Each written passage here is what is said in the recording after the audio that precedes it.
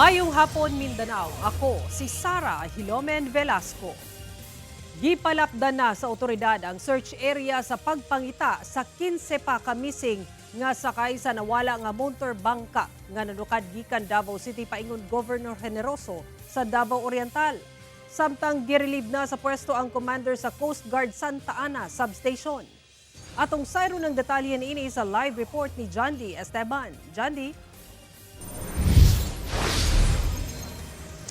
Sara, miabot na sa boundary sa Indonesia ang search area sa otoridad. Samtang napadayon ang ilahang papangita sa 15 ka mga sakay sa nawala nga motor bangka. Base na sa direksyon sa sulog sa tubig.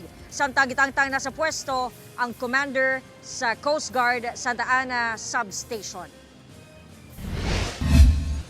Ikaupat kaadlaw na ang search and rescue operations sa paglaom nga makitambuhi ang laing 15 pa nga sakay sa nawala nga recreational motor bangka sa Davao Gulf.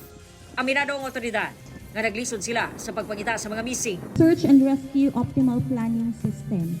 So ito po yung system na ginagamit ng Philippine Coast Guard to determine po kung kung saan po namin sila dapat hanapin.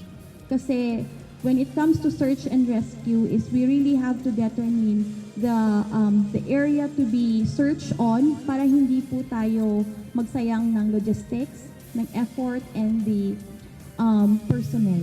Gigamit na matod pa sa PCG o sa ubang law enforcement agency ang ilahang mga special assets sa operasyon. Paabutay sa ang Islander aircraft aron mutabang sa pagpangita, ilabi pa nga oras ang kalaban sa pagluwas kanila gawas sa risgo sa kadagatan. Base sa direksyon sa sulog, gilapdan na ang search area sa Marore Island sa Indonesia naa sa 15.37 nautical miles o 28.5 kilometers gikan sa Sarangani, Davao Occidental. Diin nakita ang survivor. Hinuon nakikoordinar na daw sila sa maong nasod. Survivability natin sa dagat is sabihin na natin mga 7 days. We need to consider that we are trying to find a needle on a haystack. Even our counterparts, kung kahit US counterpart ang maghanap sa search and rescue, hindi pa rin 100% consideration na makikita. Our seas are vast here in Eastern Mindanao. Also need to consider the tide, the current, the wind, and at the same time, the creatures at sea na pwedeng maging harmful sa mga survivors natin. Tuod, nakatutok sila sa karon sa pagpangita sa mga missing. Apan daghang pangutana ang publiko. Pipila diha kung doon na ba'y permit ang motor bangka. Nganong nakalawig taliwala sa pagdaot sa panahon atong tungura nga dala sa bagyong Ada. Wala ba kini na monitor sa Coast Guard taliwala sa ilahang 24/7 nga pagbantay sa kadagatan?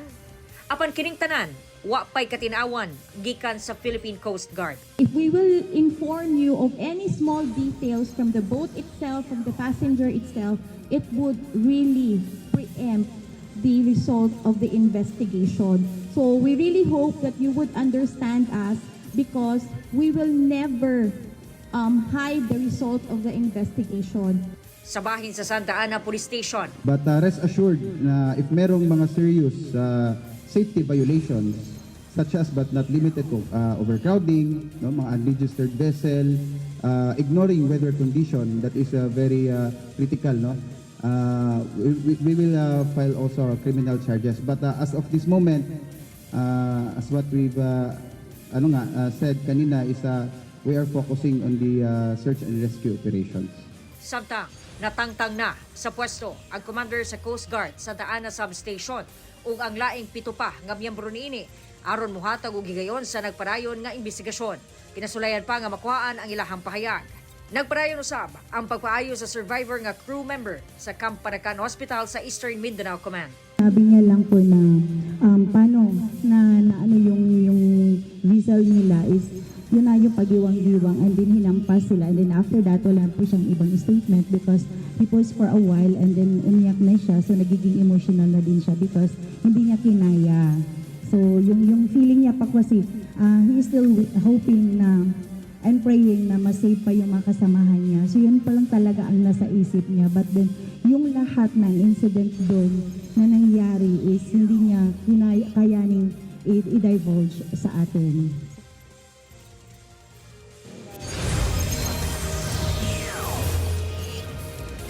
Sara, na po'y mga private individuals no nga mga higala rapod niining mga nangawala nga mitabang sa search and rescue operation sa otoridad. Samtang katong mga nag-circulate o mikatag nga mga hulagway online, particularly kining mga group of individuals nga naka-life vest nga naggunit sa kaning floating debris, wala pa nagikumpirma, wala pud gi-deny sa Philippine Coast Guard. Gina-validate pa daw nila kini o kabahin kini sa ilahang investigasyon. Sara. Okay, daghang salamat, John D. Esteban.